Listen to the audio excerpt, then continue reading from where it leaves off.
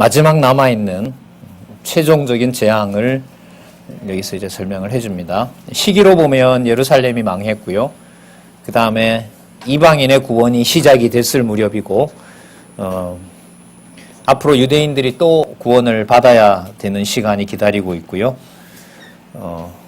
그런 시간을 생각을 하시면서 한번 볼게요. 15장 5절에 아주 재밌는 구절이 나와요. 또 2일 후에 내가 보니 하늘에 무슨 장막의 성전이에요? 증거장막. 이거 이단 세대주의 종말론자 쓰죠. 증거장막. 이거 쓰는 거예요. 자, 여러분, 이 증거장막의 성전은 뭐냐면요. 쉽게 말하면 여러분 지성소에 뭐가 있어요? 옛날 유대인들이 지어놨던 지성소에 법궤가 있죠. 언약궤가 있잖아요. 그죠? 그러니까 그 궤 속에 뭐가 들어있죠? 돌판, 그 다음에 지팡이, 그 다음에 만나 항아리, 뭐 이렇게 있는데, 지금 여기서 밝히고 있는 건 뭐냐면 증거판이 있는 성전인 거예요. 아까 여러분들 하나님의 말씀과 예수 그리스도의 증언을 지킨 자들이 인내를 하게 하신다는 말씀이 나왔었잖아요. 그러면 아까 그 진노가 어디서 나오냐 하면 제단에서 나온다 그랬고 성전에서 나오는데, 더 구체적으로 어디에서 나오냐 하면요, 증거궤 앞에서. 여러분께 증거 장막이 다르게 말하면 증거판이라고 보시면 돼요. 출애굽기 31장에 나오는 모세에게 하나님께서 글을 써주잖아요. 그 증거판인 거예요. 그러면 이게 무슨 뜻이 되죠? 그때 언약한 것이 뭐 한 거예요? 이루어진 거죠. 그리고 아까 누구 노래라 그랬어요? 모세의 노래, 어린 양의 노래인 거예요. 그러니까 그 언약궤가 결국은 누구에 대한 예표인 거예요? 오실 메시아의 말씀이 다 거기에 언약이 되어 있는 거예요. 그게 지금 성취됐다는 의미로 5절을 읽으면 정확합니다. 그러면 딱 창세기에서부터 들어오죠. 출애굽기에서 내용이 쫙 들어오게 됩니다. 그 다음에 6절에 보면 이제 나와요. 증거 장막의 성전이 열리면서 마지막 재앙, 7 재앙을 가진 7 천사가 또 어디로 나와요? 성전으로부터 나와 맑고 빛난 세마포를 입고 가슴에 금띠를 띠고 네 생물 중에 하나가 세세에 계신 하나님의 진노를 가득 담은 금 대접 7을 그 7 천사에게 주니, 자, 자기가 뿌리는 게 아니죠. 증거 장막 안에 있는, 증거판 안에 있는 그 말씀에 기록된 약속대로 준다는 거죠. 8절 하나님의 영광과, 여기 나오네요. 하나님의 영광과 능력이 목적입니다. 하나님의 영광과 능력을 인하여 성전의 연기가 참해 7 천사의 7 재앙이 마치기까지는 어디에 들어갈 자가 없어요? 성전의 능이 들어갈 자가 없어요. 여러분, 성전 완공은요, 악의 세력을 다 진멸한 다음에 줘요. 그게 교회의 최종적 승리입니다. 여러분, 그러면 여러분 잘 보세요. 여기서 진리의 말씀이 정확하게 선포되는 걸 666, 이른바 악의 세력은 제일 겁내하는 거예요. 싫어하는 것이 아니라 겁이 나는 거예요. 왜냐하면 그 말씀이 말씀대로 선포되면 계속해서 뭐가 증거가 돼요? 그 악이 반드시 뭐 할 것이다? 망할 것이다. 진노와 심판 아래 있다는 얘기를 자기네들이 듣게 되기 때문에 말씀을 말씀대로 전하는 것이 교회의 유일한 사명이고 지표잖아요. 그러니까 진리의 말씀이 한두 사람이라도 제대로 지켜지는 걸 사단은 제일 싫어합니다. 그래서 뭘 하냐면 유혹하죠. 그래서 우리가 예를 들면 아이고 뭐 이만하면 됐다. 공부할 만큼 했는데 이제 먹고 놀자. 이제 좀 쓰고 놀자. 이런 걸 좋아하죠. 그리고 그렇게 할 수 있는 거리를, 그런 문화를 만들어내는 거고요. 그런 시대를 만들어내는 거고. 자, 그래서 성전에 능히 들어갈 자가 없게 됩니다. 자, 여러분 이제 소개됐죠? 뭐가 소개됐죠? 7 천사가 하나님께서 주신 그 성전에서 꺼내온 7 재앙을 7 천사에게 주고 구체적인 7 금대접까지 딱 줬어요. 그럼 이제 마지막 재앙이 16장에서부터 시작이 돼요. 그래서 제목을 보시면 먼저 일단 4 재앙을 예고합니다. 자, 4 재앙인데 여러분 여기서 눈여겨보셔야 될 게 여기라 그랬죠? 여기는 악의 실체를 드러낸 거라 그랬죠? 여기는 뭐예요? 드러낸 악의 실체들이 하나님한테 달려들려고 집결하는 내용이 여기 나와요. 근데 이런 게 이제 이해가 잘 안 되죠. 하나님이 살아계시면 이런 일이 일어나지 않으면 좋죠. 기왕 능력 가진 거니까. 여러분, 그렇게 되면 무슨 일이 안 생기냐 하면 교회가 투쟁할 일이 안 생겨요. 그러니까 선과 악이 무엇인지 드러나지가 않는다고요. 그러니까 악이 선을 완전히 제압하는 정도까지 갔을 때 악이 이겼다고 생각할 때 악의 세력들이 다 드러나게 돼요. 악의 세력들이 다. 누가 누군지 그때 되면 자기네들이 승리했다고 여겼기 때문에 싹 모여들어요. 그래서 여러분들 그 지명을 여기서 이제 여러분 구약에는 뭐 아마겟돈이다. 그 지명을 얘기를 하고 있는 거예요. 거기서 얘기하면 동방에 해서 어쨌든 큰 전쟁의 화약고라고 지금도 부르지만 뭐 극동인 여기가 될지 여기는 마지막은 아니에요, 사실. 어쨌든 예루살렘 성전이 모형적으로 뭐 다시 만들어지고 그 사이에 엄청난 탄압이 있게 되고 그러면서 그리스도가 오시고 어쨌든 무대는 예루살렘으로 가서 마감이 되거든요. 자, 그런 역사 흐름 속에 있습니다. 자, 볼게요. 첫 번째, 16장 1절에서부터 3절. 첫째로 뭐가 나고? 헌대가 나고요. 또 뭐가 되냐면 물에 있는 생물들이 죽어요. 사람 몸을 치게 되고요. 생물들이 죽어요. 이 진노의 심판이 이제 쏟아졌거든요. 자, 이 1절에 보면 어디에서 큰 음성이 난다고요? 자, 분명히 나오죠? 예, 그래서 여러분들 우리의 참 성전인 하나님의 교회, 하나님의 말씀이 거하는 여러분들과 저희가 참 성전인다고 볼 때 여기서 말씀 선포되는 것만큼 세상에 두려워하는 건 없어요. 그래서 여러분 혼자라도 한다라는 게요. 어떤 사람의 특정한 자기 관념, 자기 신념 말하는 게 아니에요. 그건 성경의 필연적인 결과예요. 왜? 한두 사람이 모여서 진리 말씀 공부하는 걸 누가? 악의 세력은 가장 싫어한다는 말은 가장 정확하게 투쟁을 하고 있는 거기 때문에 그래요. 예. 자, 한 사람과 두 사람의 차이는 엄청나죠. 혼자라도 하겠지만은 그게 교회로 하나님이 두셔서 투쟁하게 한다면 두세 사람이 함께 해서 하나님의 교회를 그러니까 설립해서부터 뭐까지 승리까지 어디까지 설립이고 어디까지 투쟁이고 그거 우리 몰라요. 우리 판단이 아니에요. 교회가 설립되어 있으면 그 교회는 뭐까지 보장을 받고 있는 거예요? 승리까지 보장을 받는 거예요. 그게 시간 순서가 아니에요. 예. 요한계시록 못 본 사도 바울도 뭐 하면서 갔어요? 승리 맛을 보면서 갔으니까요. 예. 부모 잘못 만난 건 아니지만 부모님 때문에 일제시대 때 아니면 6.25 때 품에서 죽어간 아이들이 얼마나 많은데요. 엄마 아빠 따라왔다가 풍토병 걸려가지고 난지 2, 3개월 만에 죽은 외국인 아이들이 얼마나 많은데요. 양화진 가면 그 묘비에 보면 많아요. 몇 개월, 몇 월, 며칠부터 딱 보면 2달, 3달. 수백 개의 십자가 거기 가면 있습니다. 자, 그러니까요.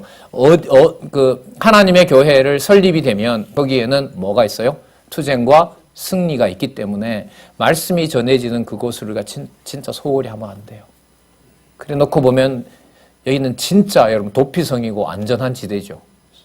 적어도 여러분들 수백 명은 아니지만 100여 명 정도 주일날 오면 어디에 가서든 말씀을 들을 수 있는 여지를 열어놓고 있기 때문에 진짜 굉장히 큰 복이라는 생각이 듭니다.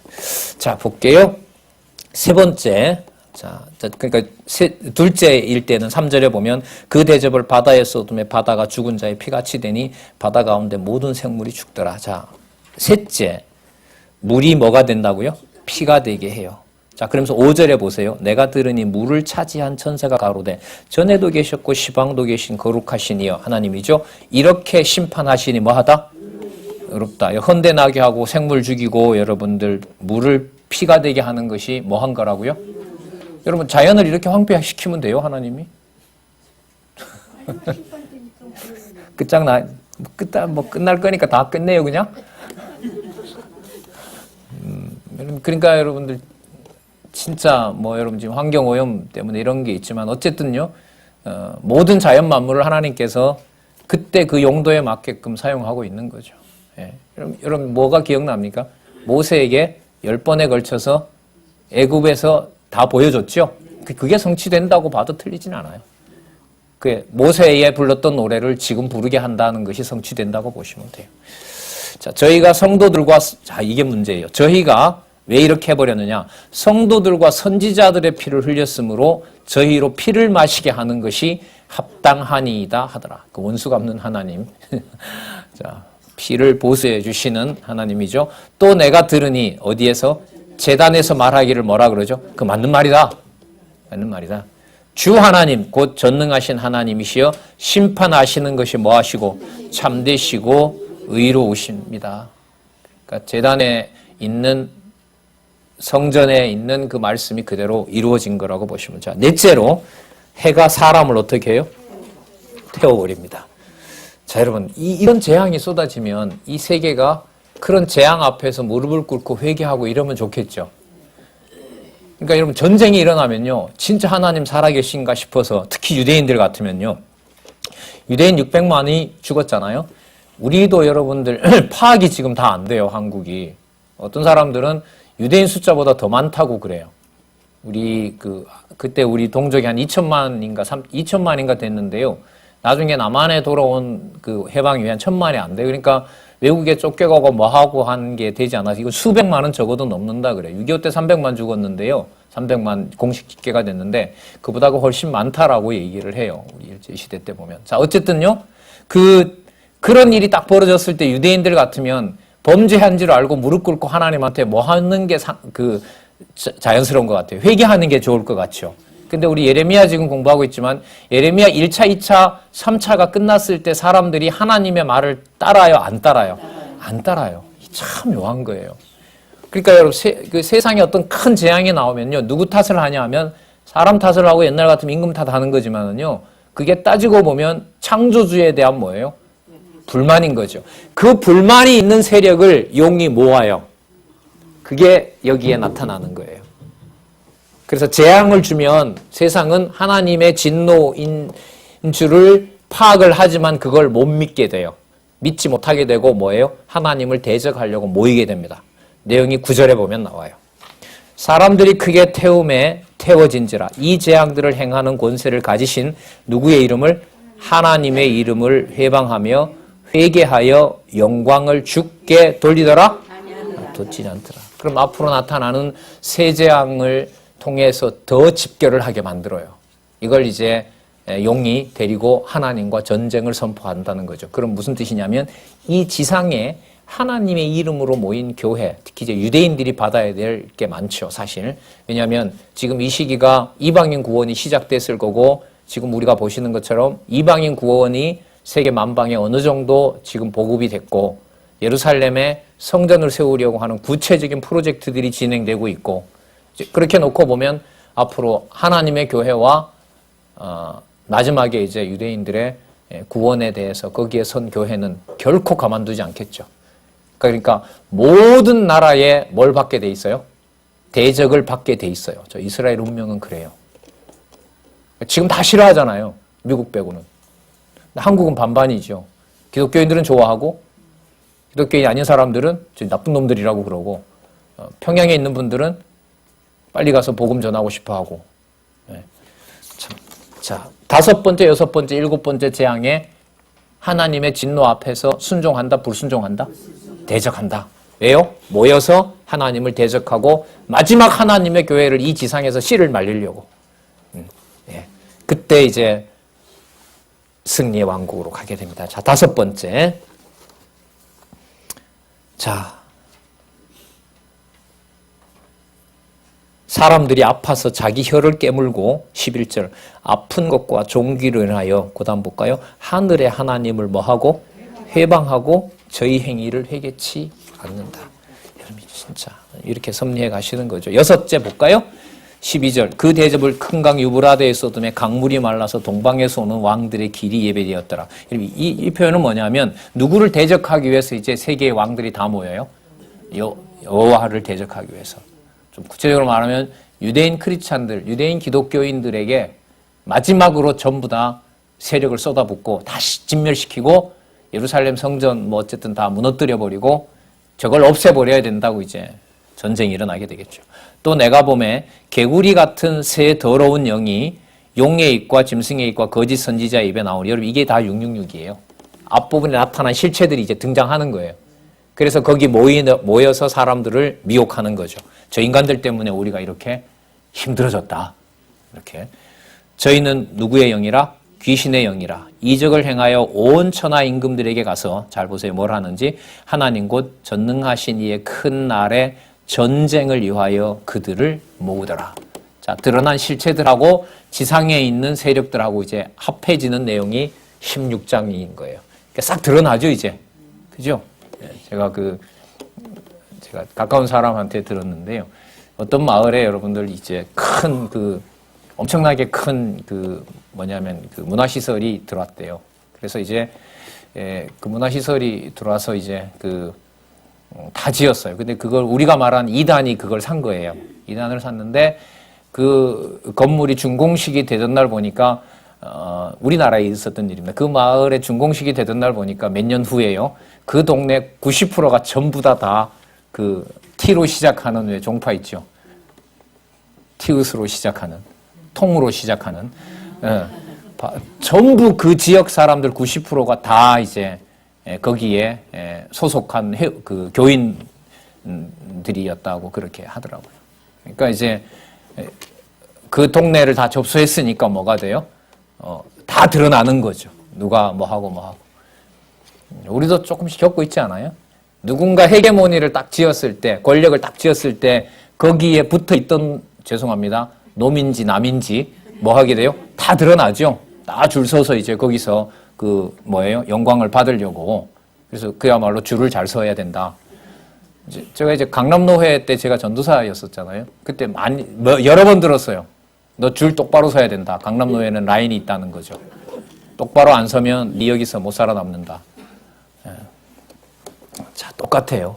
권력이 모이고 재물이 모이고 돈이 모이고 이게 무슨 포도주라고요? 진노의 포도주요. 자, 그래서 여기 13절에 보면 개구리 같은 데서 새 더러운 영이 용의 입술과 짐승의 입과 거짓 선지자의 입에서 나오니 저희는 귀신의 영이라. 읽었죠? 15절 보라 내가 도적같이 오리니. 자, 예수님도 이런 말씀하신 적 있죠. 자, 사도 바울도 얘기를 했고 베드로도 얘기를 했던 거죠. 내가 도적같이 오리 누구든지 깨어 자기 옷을 지켜 벌거벗고 다니지 아니하며 자기의 부끄러움을 보이지 아니하는 자가 복이 있도다. 새 영의 히브리음으로 아마겟돈이라 하는 곳으로 왕들을 모으더라. 집결하는 데가 있는 거죠. 자, 그다음 마지막 7번째. 7제가 그 대접을 공기 가운데 쏟음에 큰 음성이 저기 또 보세요. 어디에서 나오죠? 성전에서. 어디로부터? 보좌로부터 나와서 가로되. 자, 18절. 번개와 음성과 내성들이 있고 지진이 있어 어찌 큰지 사람이 땅에 있어 오므로 이같이 큰 지진이 없었더라. 자, 그다음 보세요. 마지막 타켓이 이제 아까 드러났던 바벨론 세력 있죠? 이걸 건드려야, 이걸 쳐야 되거든요. 앞으로 이 세력이 무너뜨려지죠. 그러니까 여러분 587년 6년에 그렇게 했고요. AD 70년에 이 세력이 움직였고요. 앞으로 이제 또 오게 돼요. 오게 돼서 시간 이 순서로 보면 유대인들의 교회를 엄청나게 핍박을 가하는 거죠. 가할 때 그게 7제로 등장할 세력이에요. 7제로 등장해서 다시 유대인 성전이 아닌 유대인 교회를 진멸할 때 그리스도가 오시는 거예요. 그리스도가 오셔서 천년왕국을 세우실 때 잠시 7번째 활동하던 인간을 잠시 무적행에다 가두어요. 하나님께서. 가두고 천년 동안 생육 번성한 주로 유대인 중심으로 만들어진 그 교회의 숫자가 찼을 때 다시 풀어요. 그러면 7번째지만 다시 등장한 거 보면 몇 번째처럼 보여요? 8번째처럼 보이죠? 그런 내용이 나타나게 돼요. 그러니까 그 내용도 7번째가 누굴까? 8번째가 누굴까? 저희들 중고등학교 다닐 때 보면 그게 소련이다. 아니다. 미국이다. 아니다. EU 국가다. EU 국가가 12개 되다. 근데 요즘 30몇 개거든요. 이 전부 다 넘어진 거예요. 그 결론은 뭐가 나느냐? 따라서 당신이 지금 여기에 하나님의 나라에 대해서 정착 자금을 안 내면 당신도 사단의 밥이 된다. 666 바코드 별 희한한 소리 다 나왔죠. 예. 자, 여기서 이제 19절에 나와요. 큰 성이 세 갈래로 갈라지고 만국의 성들도 무너지니 또 나오죠? 큰 성 바벨론. 아까 14장 8절에 나왔습니다. 큰 성 바벨론이 하나님 앞에 기억되신 바 되어 그 맹렬한 진노의 포도주 잔을 받음에 각 섬도 없어지고 산악도 간데 없더라. 중수가 한 달란트나 되는 큰 우박이 하늘로부터 사람들에게 내림에 사람들이 그 박제, 우박의 재앙이죠. 그 박제로 인하여 누구를 회방해요? 하나님을 회방하니 그 재앙이 심히 금이라. 자, 그러면 다 드러났죠. 자, 그러면 여러분, 아까 7 대접을 가진 천사들이 그 진노를 쏟는 것이 왜 쏟았죠? 뭐 하려고? 이런 게 이제 가슴이 먹먹해져요, 저는 이제. 아까 대접을 쏟으니까 뭐가 임했어요? 무서운 재앙들이 임했죠. 근데 회개했어요, 안 했어요? 안 했죠. 회개 안 하니까 무슨 일이 벌어져요? 회개하지 않으니까 전부 다 모여서 누구를 대적하려고 해요? 하나님을 대적하려고 한 거죠. 그러면 대접을 왜 쏟았어요? 뭐 하게 하려고? 하나님을 대적하게 하려고 하나님이 그야말로 저주를 한 거예요. 이게 하나님의 주권성이에요. 이게 주권성이에요. 그러니까 하나님께서 악의 세력을 들어서 누구를 대적하도록? 하나님을 대적하도록 그 정체를 다 드러내요. 이게 16장에서 끝난 거예요. 이게 여러분들 우리 방식 같으면 아예 그냥 뽑아내서 그냥 싹 없애버리면 되는데 그렇지 않아요. 그 사이에 하나님께서 약속하신 자기 백성들을 이런 과정 속에 남겨두고 했거든요. 자, 그래서 여러분 16장에 이 내용이 종결되고, 자, 그럼 이제 싹 드러났죠. 내어 쫓긴 용도 실체가 드러났고, 그걸 따르던 그 뭐예요? 7 제국도 다 드러났게 되고, 그 다음에 그 붙어 있던 로마 제국도 드러나게 되고, 로마 제국에 빌붙어 살던 여러분들 누구예요? 하스본 왕가나 헤롯과 같이 자기가 뭐가 되는 그리스도의 왕노릇하는 인간들, 특히 한국은 뭐 직격탄을 맞겠죠. 종교개혁 당시에는 그게 마치 그런 복장을 한 게 여러분들 누구하고 비슷하냐 하면 이 계시록에 묘사된 부분을 딱 보면 그 복장이 딱 하나 떠올라요. 그게 이제 여러분 교황이 쓰고 있는 복장이에요. 쓰고 입고 있는 거. 그래서 개혁시대는 그걸 교황이라고 지칭을 해버렸어요. 틀린 건 아니죠. 그러면 그때 그 사람에게만 해당된다고 하면 뭐예요? 요한계시록은 지금부터 500년 전에 이루어진 게 돼요. 그렇게 가면 안 된다는 거예요. 요한계시록은. 그러니까 그런 세력들은 뭐예요? 지금도 있잖아요. 지금도 있고 하시라도 하나님의 교회를 유혹해서 진리 공부를 하지 못하도록, 그러니까 진리 아래 있지 못하도록 하는 것이 사단의 뭐냐면 아주 중요한 계략입니다. 그러니까 여러분들 우리도 여기서 참 이상하게 겪었잖아요. 여러분들 뭐 한 10억 왔다 갔다 하던 재산이 여러분들 그 20배가 넘게 튀어버렸잖아요. 여러분 집에 여러분 이렇게 재산 불어나는 걸 뭐가 됐다 그러죠? 뭐 된다 그래요? 그 돈을 쓸 수 있는 그 기술이 없는 상태에서 돈을 갖다가 막 받았을 때 그 사람 돈 씀씀이를 모르잖아요. 이 졸부가 된다 그러죠. 예, 졸부가 여러분들 뭐예요? 돈은 받았는데 돈을 쓸지 모르는 사람인 거 아니에요? 그런 거 아니에요? 그러니까 우리 몇 년 사이에 일어난 이 일로 보면 그럼 진짜 여러분 체제 개혁이 일어나서 분방 공부 체제로 간 것이 진짜 여러분들 중요한 인간적으로 봤을 땐 갈림길이었던 거예요. 그럼 체제 개혁하지 말고 그냥 우리 여기서 좋은 거 좋은 대로 그냥 담임 목사 체제 없애버리고 그냥 우리끼리 나누어서 우리 원하는 사람 해가지고 그냥 그 길로 가자. 이 좋은 거 놔두고 우리가 뭐하러 다툴 필요가 있느냐. 그렇게 다 야합을 해서 만약에 가면 진노의 포도주 마시는 거죠. 그러니까 여러분들 다 어른들이 그러시잖아요. 뭐 저도 여러분들 다 믿고 있죠. 개혁의 주체는 누구라고요? 하나님이세요. 뭐 하게 하시려고요? 무한한 자비로 진리의 말씀 해당되는 사람에게 정확하게 전해주려고 하는 거죠. 요즘은 좀 공간이 부족해서 그런데 요즘은 새로 누군가가 오면 저 스스로도 저분한테 소개를 해야 되겠다라고 할 정도로 성경신학을 공부하시는 분들이 층이 좀 두터워졌어요. 여러분들도 이제는 제가 볼 때 이 공간이 좀 공자 뭐 차에서 하면 되죠.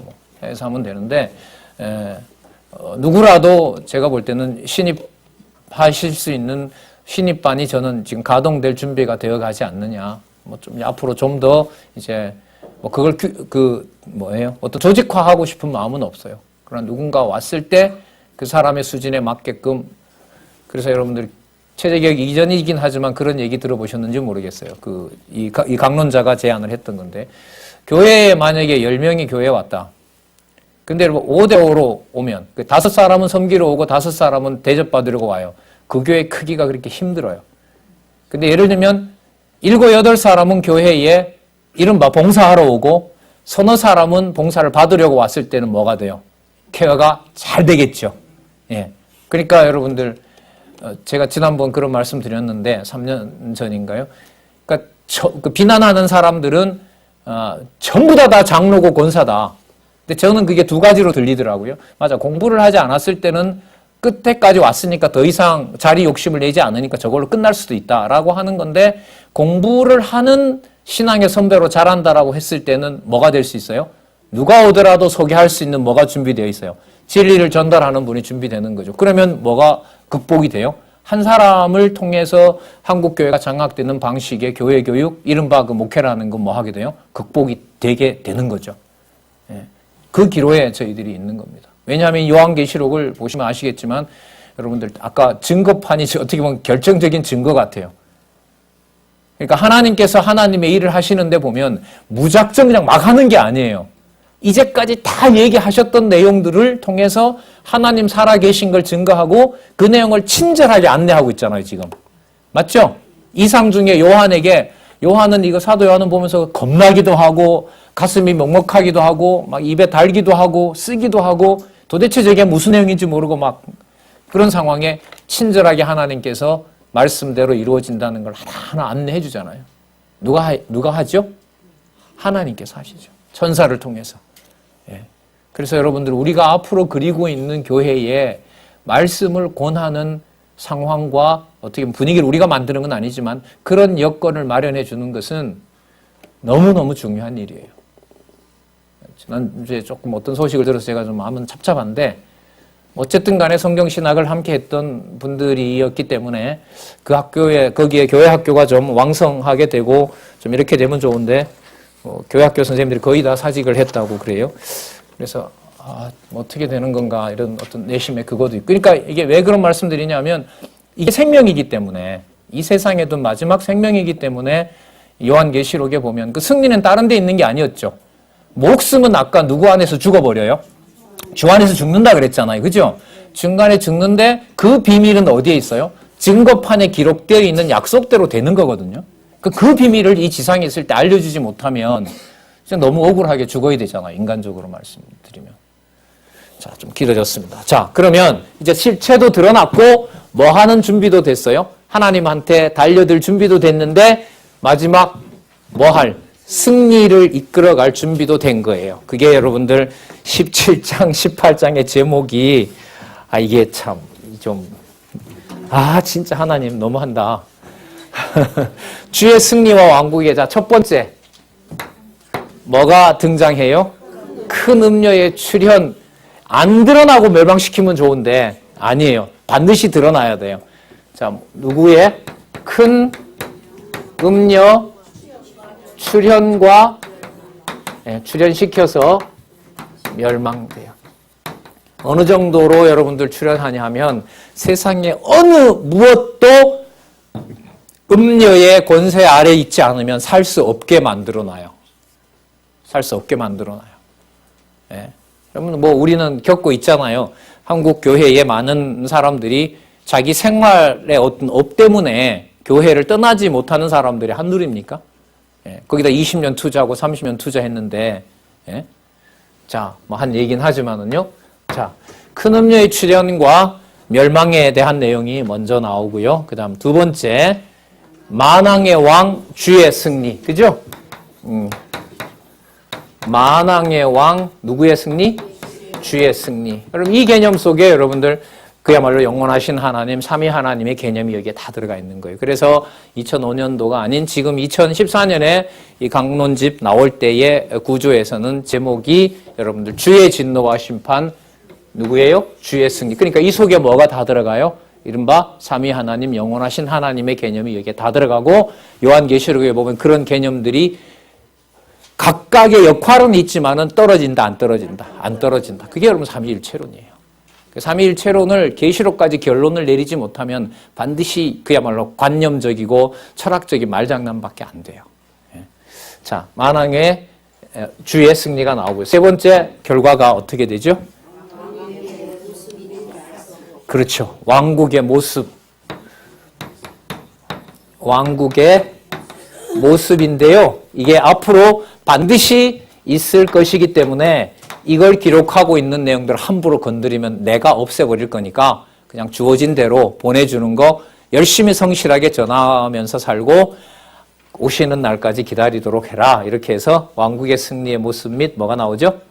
약속을 해주세요. 이 개념 너무너무 재밌어요. 약속이면 뭐가 있어야 돼요? 성취는 어디 가서 이루어져요? 종말 이후에. 어떤 나라요? 영원한 천국이요. 어디에 있었던요? 창세전에 있었던. 이렇게 탁 돼요. 이 개념이 재밌어요. 어디를 약속하는 개념이에요? 영원한 하나님 나라. 언제 있었던? 지금까지 기록했던 모든 것의 근거인. 그게 여러분들 어디에 나타나 있냐면 언약과 성취 섭리도에 보면 뭐로 돼 있어요? 이 동그라미로 돼 있어요. 그거 보시면 돼요. 그래서 여러분 그 그림은 제가 대학 다닐 때 이 저자한테 참 질문을 지금 생각하면 참 무식한 질문이었는데 그 도표들이 나오면 제가 뭐 어떻게 질문을 그때 했냐면요. 몇 장 몇 절에 근거해서 이 그림을 그렸어요. 제가 이렇게 물었어요. 그때 이제 목사님이시죠. 쳐다보고 공부나 좀 더 하지. 여러분 그 말 무슨 말인지 아시겠죠? 예, 아셨으면 돼요. 그래서 나중에 이제 여기 와서 물어봤지만은 이렇게 그때 질문이 좀 바뀌었어요. 이 그림이 그 개론에 보면 페이지마다 들어가 있는 그 페이지마다 들어가 있는데 보면 유심히 보면 이게 끝날 때 이런 그림이 들어갑니다. 왜 이렇게 하셨습니다? 이러면 결론이 나왔을 때 독자들에게 정확하게 전달하기 위해서 그때 그림을 그린다는 거예요. 예를 들면 여러분들 당장 여러분들이 답을 하실 수가 있어요. 사단과 인간과 하나님의 관계도는 뭐가 나왔을 때 그리면 좋아요? 그렇죠. 그 욥기 다음에 보면 그 그림이 나와 있어요. 그리고 언약과 성취 섭리도는 어디에 있죠? 말라기가 끝나고 마태복음으로 넘어가기 전에. 이 말은 기회가 되면 개론에 있는 도표를 계시록까지 공부를 정리하는 차원에서 글쎄 뭐 제가 기회가 되면 발표할 수도 있고요. 예, 저자가 강의를 잘 하실 수 있으니까 직방을 들어서 한번 전체적으로 정리한. 근데요, 단 하나, 제가 그때 얘기했던 대로요, 구조적인 내용들에 대한 것들이 신앙으로 자리 잡지 않으면요, 그건 또 하나의 지식과 또 하나의 말거리가 돼요. 제 스스로도 그렇고요. 그런 것들이 조금은 인간적인 거죠, 물론. 하나님 어떻게 하실지는 모르니까. 자, 큰 음녀의 출현과 멸망으로 한번 가볼게요. 자, 큰 음녀의 출현 경위를 살펴볼게요. 뭘 타고 출동해요? 그렇죠. 짐승 세력 있죠? 바다에서 올라온 그 다음에 땅에서 있었던 짐승들을 가지고 여러분 그러니까 17장부터는요 뭐와 여기는 용과 13장에는 계시록 13장에 용과 짐승과 둣불 짐승이 구분이 안 되게 하나로 돌아가고요 16장에 오면 땅에 있는 세력하고도 붙어버려요. 그러니까 온 천지가 누구 고난 아래에 있어요? 음녀의 고난 아래에 있게 돼요. 그게 뭐의 배경이 된다고요? 이걸 어떻게 잡아요? 이게 말이 안 되거든요. 이 내용으로 보면 지금 누가 여러분들 세력을 부풀려서 크게 돼버렸는데 음녀가 됐는데 이게 어느 맥락에 들어가 있다고요? 그렇죠. 약해진 것 같은데 그게 뭐로 가는 증거가 돼요? 그렇죠. 예. 솔로몬이 다윗이 아들까지 반역했을 때 그때 진짜 다윗의 보좌가 뭔지 하나님 그때 교육하기도 해요. 예. 약해질 때 강함이라 이런 우리 자기 위로 차원에서 하는 거지만 성경은 여러분들 그 이상으로 얘기를 하고 있습니다. 자, 짐승 타고 출동을 합니다. 그 실체가 이제는 전부 다 땅까지 같이 움직여요. 천사가 큰 음녀에 받을 심판과 음행 결과에 대해 알려주는데요. 곧 7 대접을 가진 7 천사 중 하나가 와서 내게 말하여 가로되 이리 오라. 자, 이제 보여줘요. 아까 7 대접을 가지고 있는 권한이 뭔지 보여줬죠? 그 심판할 수 있는 힘을 보여줬단 말이에요. 그러면 그 심판의 대상이 누군지를 지금부터 이제 밝혀주는 거예요. 자, 많은 무리 위에 앉은 큰 음녀에 받을 심판을 내게 보이리라. 자, 많은 무리 위에 앉아있는 큰 음녀. 여러분, 이게 마치 뭔 짓하고 똑같냐면요. 여러분, 창세기 1장 2절에 보면 천지 만물을 하나님이 지어 놓으시고 거기에 뭐가 운행하더라? 하나님의 신이 운행하더라. 그 짓을 하고 있는 거예요. 그러니까 자기가 뭐가 된 것처럼, 그 창조주가 된 것처럼. 다 드러난 거예요, 이제는. 그러니까요, 하나님께서 하나님의 진리를 선명하게 유지해 가시고 또 보존해 가시는 방법이 어떤 세력을 키우면서 그 세력을 드러내요. 악의 세력을 뭐 하면서? 키우면서 악의 실체를 드러내요. 그러니까 악이 득세하는 것이 성경신학에서는 여러분 뭐예요?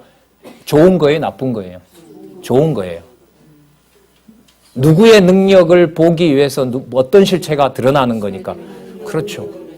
예. 그럼 딱 그렇잖아요. 옛날 6.25 때도 그렇고, 북한군들 들어와가지고 띨띨한 사람 세워가지고 완장 채워넣잖아요. 그러면 그 사람을 좋아하던 사람들이 붙어서 권력이 되는 거죠. 똑같죠, 세상하고요. 자, 2절요. 땅의 임금들도 그로 더불어, 자, 소개합니다. 땅에 있는 임금들도 그로 더불어 음행하였고, 땅에 누구도 거하는 자들도 다 그 음행의 포도주에 취하였다 하고요. 자, 여기서 또 보여줘요. 성령으로 나를 데리고 어디로 갑니까? 광야로 갑니다. 사실 이 광야는 하나님의 교회가 보호받던 곳인데 여기까지 이미 장악을 해버렸어요. 거기 누가 있냐면 여자가 붉은 빛 짐승을 타고 있어요. 이 짐승의 몸에 뭐가 있어요? 참남된 이름들이 가득하고, 여러분이 참남된다는 말은요, 바깥으로 봤을 땐 전부 저게 하나님에게 붙여야 될 호칭이에요. 근데 그걸 전부 누가 가지고 있어요? 짐승을 타고 권력을 쥐고 있는 음녀가 다 쥐고 있는 거예요. 여러분, 이게 막연한 추상적인 어떤 이런 상상 속의 그림이 아니라 교회의 실제라고 보시면 돼요. 하나님께서 하나님의 교회를 돌보지 않으면요, 이런 꼴이 될 수밖에 없어요. 사단의 종로로 타는 거죠. 7머리와 10뿔이 있으니, 여러분 7두10각이죠? 이게 어디 나왔었어요? 12장에 이미 나왔었어요. 12장 3절에 용이 쫓겨났을 때 그 모습이라고 보시면 돼요. 그 여자는 자줏빛과 붉은 빛옷을 입고 금과 보석과 진주로 꾸미고 손에 뭘 가지고 있어요? 금잔을 가지고 가증한 물건과 그의 음행에 더러운 것들이 가득하게 됩니다. 진리를 통해서 조명하면 다 드러나죠. 마치 여러분 그리스도가 마지막 날에 잔을 가지고 만찬을 했던 것처럼 그 포도주를 가지고 만국을 먹이는 거죠. 그 누구 흉내 내고 있어요? 야, 그리스도는 12명밖에 안 데리고 안 했잖아. 자, 봐라. 나는 잔도 금잔이고 내 거 먹으면 다 살 길도 열어주고. 여러분, 이게 우리가 이미 살펴봤지만 바로 이게 세속주의의 본질입니다. 그러니까 제가 그때 그런 말씀 드렸죠. 세속주의는 세속주의로 끝난 것이 아니라 반드시 어디로 가게 돼 있다? 그렇죠. 필연적이에요. 예수보다 높여서 그 교회를 내가 써먹고 그리고 내가 적그리스도가 된다. 그게 여러분들 투쟁을 통한 교회의 공식인 거죠. 유대주의, 그 다음 세속주의, 그 다음에 적그리스도. 그게 여러분들 반드시 그런 과정으로 가게 되어 있습니다. 17장 5절에서부터 7절 요약 볼게요. 누구의 이름과 아까 여자의 이름과 그 행위를 보고 놀라자 천사가 해명을 약속합니다. 그리고 이상을 보여준 요한이 감당이 안 돼요. 어떻게 저렇게 무서운 것들이 숨어 있었느냐. 그게 더 무서운 것이 아니고 하나님의 진노가 반드시 처리할 것이다. 자, 5절. 그 이마에 이름이 기록되었으니 뭐라 그래요? 비밀이라. 큰 바벨론이라. 여러분, 이게 뭐냐면 활동은 하긴 하는데 숨겨져 있다 이 말이에요. 그러니까 분명히 활동해요. 그런데 뭐가 안 드러나요? 누가 뒤에서 조종하는지, 막후 세력이 뭔지가 숨겨진 상태로 하니까 사람들이 모르잖아요. 그러니까 여러분들 바깥으로는 무슨 탈을 쓰고, 그렇죠. 양의 탈을 쓰고 천사의 탈을 쓰고 속에는 늑대의 이리 같은 악마의 본성을 가지고 접근하는 거죠. 그래서 저희가 교회 생활이 이렇게 지금부터 이렇게 한번 뒤집어보면요. 과거 무슨 선교단체나 교회나 이럴 때 교회를 이렇게 갈라놓을 때요. 사람들의 아픈 상태에서 자기 편으로 끌어가던 사람들이 있어요. 제 기억에도 많이 있는 것 같아요. 진짜 이것은 가장 약할 때 누가 도움이 돼주면서 사람이 도움이 돼주면서 뭐가 돼요? 자기 편으로 만들어버리거든요. 그러면서 패거리 만들어지는 거죠. 진짜 이거는 거부하기가 힘들어요. 거부하기 힘들어요. 근데 아까 여러분들 하나님 해나가시는 여러분 진리의 방법은 뭐죠? 마지막이 사람에게 기대는 것이 아니라 누구한테 맡기고 가는 거죠. 주 안에서 뭐 하는 방법이죠? 죽게 하는 방법이 마지막 방법이라고 보시면 되죠. 이건 진짜 누구 보고 할 수 있는 명령 이런 건 아닙니다. 진짜 잡아주시고 보호해주시고 진짜 우리는 이 좋은 시대에 철저하게 더 편안한 상태에서 어느 것 하나라도 떨어지지 않게 하나님의 말씀으로 준비해 놓는 거 그게 최고겠죠. 늘 우리 강론자도 얘기하지만은 요셉의 비유를 들어서 7년 풍년 후에 반드시 뭐가 오니까 그렇죠. 흉년이 오니까. 한국 교회는 점점 말씀 안 들은 상황으로 가요. 근데 어디에서 누가 와서 어떻게 해달라고 할지 모르잖아요. 예.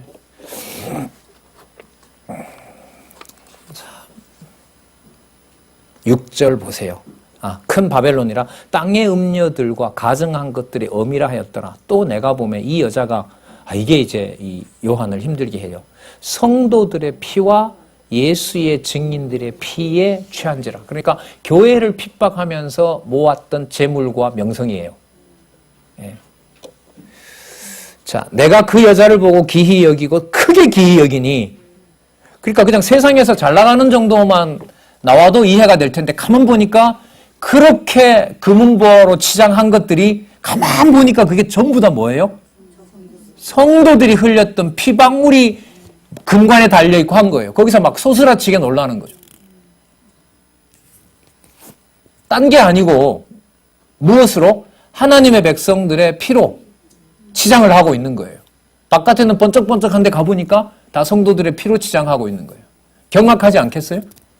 야, 뭐야 그럼 하나님 살아계신 거야? 이렇게 되는 거 아니겠어요? 비밀이라 그랬잖아요. 그죠? 잘 몰라요. 근데 보니까 그게 성도들의 피와 예수의 증인의 피에 취한지라. 내가 그 여자 했고요. 7절 천사가 가로되 왜 기이 여기느냐. 내가 여자와 그의 탄바 7두식각이죠. 7머리와 10뿔 가진 짐승의 비밀을 지금부터 알려주겠다. 자, 여러분 여기 7장 18절에서부터는 약간 좀 신경을 쓰셔야 돼요. 뭐 사실 말씀은 드렸는데 여러분은 여기서 이제 뭐가 나요? 아까 7두식각이라 그랬죠. 그죠? 7두가 누군지 설명했었죠. 한번 꼽아볼까요? 애굽, 그 다음 아수르, 그 다음 바벨론, 그 다음 페르시아, 그 다음 헬라, 그 다음 로마. 이걸 쓸 때가 로마인 거예요. 6개죠? 이제 곧 유대인 시대가 되면 7두가 나타나요. 그리고 유대인의 구원이 끝나면 천년왕국이 오면서 잠시 가두어 놔요. 가두어 놨다가 다시 꺼내요. 그러면 7번째에서 몇 번째가 나와요? 8번째가 나와요. 그러니까 이건 앞으로 일어날 일이에요. 다른 거 없어요, 여기서. 그럼 여기에 뭐는 감춰져 있어요? 이방인의 구원에 대해서는 감춰져 있느냐? 아니요. 사도행전에서부터 어디까지? 요한 1, 2, 3서까지 이방교회가 무엇인지는 이미 거기에 다 나와 있어요.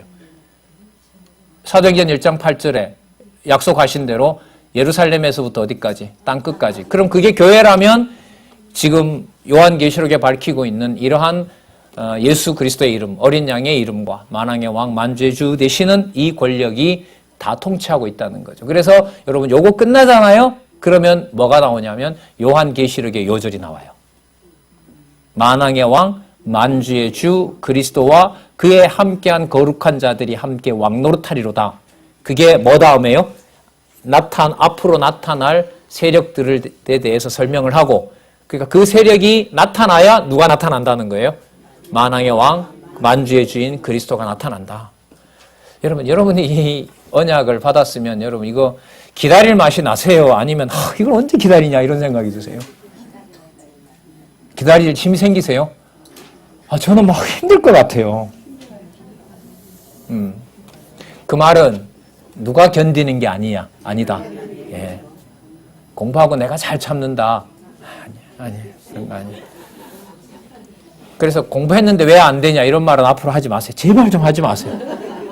제발 좀. 그 공부도 하나님 하게 하고 인내도 누가? 하나님 하게 하시는 거예요. 하게 하세요. 우리는 유대인들처럼 내 입속에 자녀 고기는 안 넣잖아요. 성도들의 피를 먹고 사는 건 아니잖아요. 적어도 우리가. 자, 그 내용으로 전개되니까요. 그것도 이 설명을 아주 잘 해놨어요. 여기 책에서. 그러니까 그 틀에서 설명을 듣고 저는 본문 중심으로 안내를 해드리도록 할게요. 자, 8절 볼까요? 내가 본 짐승은 전에 있었다가, 이걸 번역을 바로 잡았으면 현존하고 있고 이렇게 돼요. 그러니까 과거에도 있었고 지금도 있었다. 이게 전에 있었다가로 보시면 돼요. 그게 누구냐 하면 누굴까요? 로마 세력이에요. 왜냐하면 지금 이걸 쓸 때 이 로마 권력이 뭐 했죠? 짐승 권력이 예루살렘을 멸망시켰잖아요. 그죠? 예루살렘을 멸망시켰고 잠시 후가 되면 예루살렘을 다시 한번 짓밟게 되면서 누구 시대로 넘어가요? 이방인 시대로 넘어가요. 이방인 시대가 지난 다음에 뭐가 오죠? 7번째 로마 권력과 같은 짐승 권세가 오거든요. 그게 뭐냐 하면 시방은 없으나 이 말이에요. 그러니까 현재는 없을 것이다. 없는 때가 있다는 거죠. 그러나 그 다음에 보세요. 장차 어디로부터? 무적행으로부터 올라와서, 자, 무적행으로부터 올라와서 이게 7제라고 보셔도 돼요. 왜? 천년왕국 때까지 무적행에 가두기 때문에. 근데 다시 불러내죠? 어디로 들어갈 자? 멸망으로 들어갈 자. 그래서 여러분 이렇게 이해하시면 돼요. 현존하고 있는 것은 당시에 있었던 6번째 짐승 권세, 로마 제국으로 대변되는, 그 다음에 시방엔 없으나 이방인 구원이 끝나고 다시 생육 번성한 천년왕국의 사람들을 지배하기 위해서 어디로? 무적행으로 올라오는 7번째. 아셨어요? 이 인간이 똑같은 짐승이에요. 이 인간이 아니라 이 짐승이, 이 음녀가, 성이, 그게 나중에 뭐예요? 최종적인 심판의 멸망을 받을 멸망으로 들어갈 자, 8번째. 이렇게 돼요. 어렵지 않죠? 그대로, 요대로 이제 나올 거예요, 앞으로. 현존하고 있고, 어떻게 되고요? 시방은 없으나, 언제요? 예루살렘 교회가, 이 유대 교회가 회복이 되고 컸을 때, 그때 뭐예요? 다시 나타나게 돼요. 나타나게 되고, 천년왕국 동안에 생육 번성한 사람들을 다시 유혹해요. 유혹하게 될 때 꺼내서, 이제 그 마지막 성도들을 진멸하려고 할 때, 마지막 최후 심판이 임하게 돼요. 그 내용이 순서대로 돼요. 그러니까 제가 이렇게 말씀드리는 게 어디에서 따로 들어오는 게 있다 없다? 없다. 그대로 지금까지 얘기한 것들이 그대로 이루어진다는 거예요. 자, 그럼 볼게요. 땅에 거하는 자들로 8절 중간에요. 창세 이후로 생명책에 농명되지 못한 자들이 또 한 번 나타납니다. 이전에 있었다가 시방은 없으나 이렇게 되죠. 예, 요까지가 이제 요한 당시까지라고 보시면 돼요. 로마 제국이지요. 그 다음에 뭐할? 장차 나올 짐승이 7번째와 그 다음에 8번째 이렇게 보면 돼요. 자, 9절 보세요. 지혜 있는 뜻이 여기 있으니 그 7머리 지금부터 설명합니다. 여자가 앉은 7산이요. 또 7왕이라. 잘 볼게요. 5은 망하였고. 아까 5 우리 꼽았었죠? 헬라까지 5이었죠? 자, 그 다음에 하나는 있고. 몇 번째예요? 지금 활동하고 예루살렘을 멸망시켰던 6번째 로마 제국. 자, 그 다음에 다른 이는 아직 이르지 않았어요. 이게 올 거예요, 앞으로. 뭐가 끝나고 뭐가 될 때? 이방인의 구원이 끝나고 유대인의 교회가 세워질 때. 이게 확률상 아마 거짓 누구냐 하면 하스몬 왕가와 그 헤롯 가문의 흉내를 내는, 그래서 아까 우리 어떤 목사님 말씀에 지금 유대인은 그 솔로몬이 준비해놨던 것, 아니 다윗이 해놨던 것처럼, 여러분 다윗이 솔로몬 성전을 지을 준비를 어느 정도까지 해놓고 간지 아시죠? 예, 나사를 돌리면 시작될 거예요. 그렇게 다 준비해놨어요. 지금 이스라엘이 예루살렘 성전을 그렇게 거의 준비해놨대요. 보관하고 있대요. 딱 확보되면 가서 돌리면 하루가 될지 이들이 금방 다 이루어지게 되겠죠. 그러면 뭐가 더 강화될까요? 예수를 그리스도로 전하는 일이 더 수월해질까요? 더 힘들어질까요? 아마 팔레스타인 사람보다 더 미워할지 몰라요. 이들이 우리 동족인데 어떻게 우리 등에다가 이럴 수 있느냐라고 하면서 아마 팔레스타인 사람들보다가, 이제까지 팔레스타인 사람들에게 했던 것보다가 더 아마 악랄하게 자기 민족을 과거에 누구를 죽였던 것처럼. 예. 그러니까 여러분, 요한계시록의 이 내용들을 글쎄요, 저는 아직 유대인을 만나본 적은 없습니다만은 이 복음을 어떻게 받으면서 할지 참 궁금하긴 해요, 인간적으로. 자, 다른 이는 아직 이르지 아니하였으니, 자, 이르면 반드시 잠깐 동안 계속하리라. 이 설치게 돼 있어요. 7번째가. 그 다음에 또 나옵니다. 전에 있었다가 시방 없어진 짐승은 또 나옵니다. 이제 몇 번째로 넘어가죠? 8번째로 넘어가요. 그러니까 반드시 잠깐 동안 계속한다라는 말은 이게 천년왕국과 관계가 돼요. 설치게 되어 있어요. 하나님의 교회를 핍박하게 되어 있고 예루살렘 교회를 핍박하게 되어 있어요.